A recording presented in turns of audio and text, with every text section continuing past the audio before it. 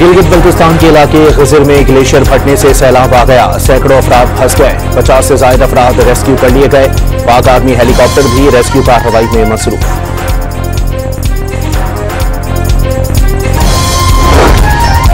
खैबर पख्तूनख्वा में सैलाब मुतासरीन की इमदाद बढ़ा दी गई। जहां बहाक अफराद के लवाहिकीन के लिए इमदाद 10 से बढ़ाकर 20 लाख कर दी गई।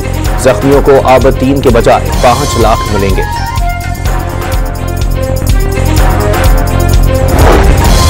कराची में अब मजीद तेज बारिशों का इम्कान नहीं रहा।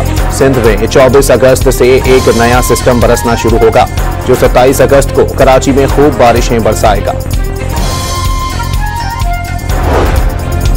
कराची में बारिशों के बाइस 3 रोज से बंद ब्रिक रोड अंडरपास से ट्रैफिक के लिए बहाल। आई चौधरीगढ़ रोड, जैनब मार्केट, फबारा चौक, सिंध असेंबली के पास से भी पानी निकाल दिया गया।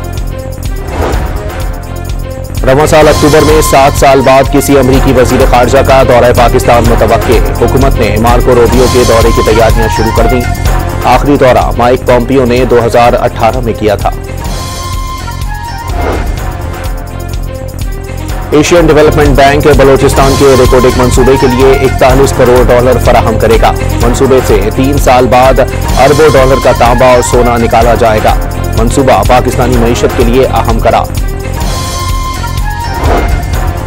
चीनी वजीर खारजा वांग ई अपना दौरा पाकिस्तान मुकम्मल करके वापस रवाना। वजीर खारजा इसहाक डार ने नूर खान एयरबेस पर मौजूद मेहमान को अलविदा कहा।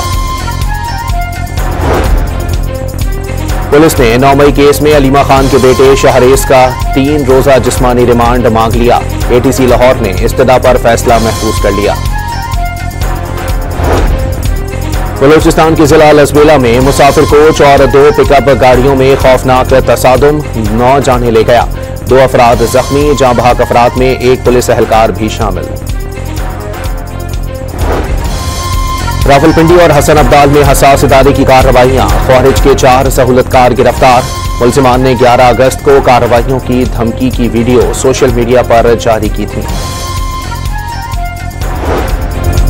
दादू में देरीना जमीनी तनाजे पर 2 ग्रुपों के दरमियान फिर गोलियां चल गईं। कोई जानी नुकसान नहीं हुआ।